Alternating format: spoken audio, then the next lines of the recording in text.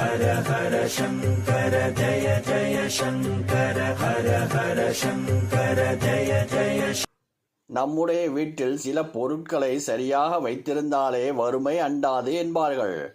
அதே போல தரித்திரம் ஏற்படுத்தக்கூடிய பொருட்களை வீட்டிற்குள் வைக்காமல் இருந்தாலும் வறுமை அண்டாது.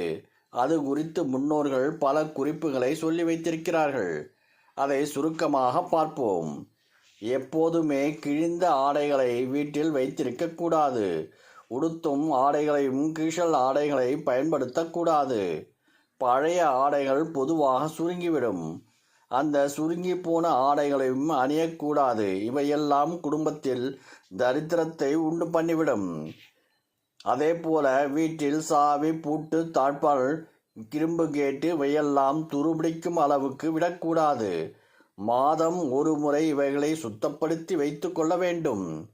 இரும்பு கேட், தாழ்பால் பகுதியில் 2 சொட்டு எண்ணெய் விட்டு வரலாம். அதாவது எப்பொழுதும் பயன்படுத்தக்கூடியதாகவே இவையெல்லாம் இருக்க வேண்டும். காரணம், இரும்பு என்பது சனி பகவானுக்கு உரியது.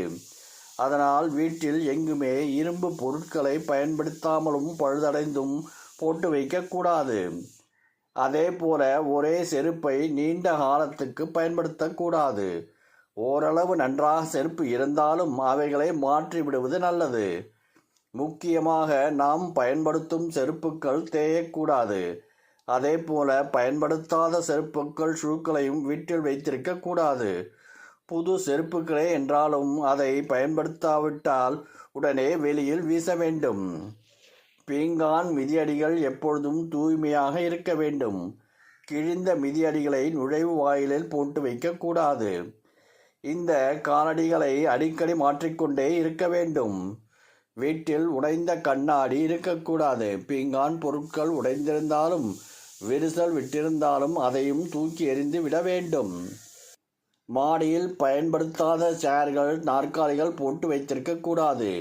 இவைகளையும் உடனே அப்புறப்படுத்த வேண்டும். சாதம் வடிக்கும் தட்டு எப்போதுமே சுத்தமாக இருக்க வேண்டும். வளைந்து நெளிந்து தட்டுகளை உபயோகிக்கக்கூடாது. அதே போல அம்மிக்கல், ஆட்டுக்கள் உள்ளிட்ட தேவையற்ற பழைய பொருட்களை வீட்டிற்குள் அடைத்து வைக்கவும் கூடாது.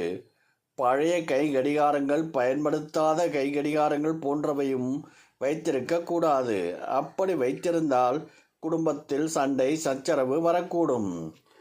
உலோக கம்பிகள், அதே போல சிலர் வீடு கட்டி முடித்ததுமே மீதமான கம்பிகள், மூங்கில்களை மொட்டை மாடியில் போட்டு வைத்திருப்பார்கள். இதனால் வீட்டில் தகராறு ஏற்படும் என்கின்றார்கள் வாஸ்து நிபுணர்கள். உலோகப் பொருட்கள், கம்பிகள், கருவிகள், உடைந்த மண் பாத்திரங்கள் எதுவுமே வைத்திருக்கக்கூடாது. வீட்டின் மொட்டை மாடி சனி பகவானின் காரணியாக கருதப்படுவதால் மாடியை எப்பொழுதும் சுத்தமாக வைத்திருக்க வேண்டும். ஹர ஹர சங்கர ஜய ஜய சங்கர ஹர ஹர சங்கர ஜய ஜய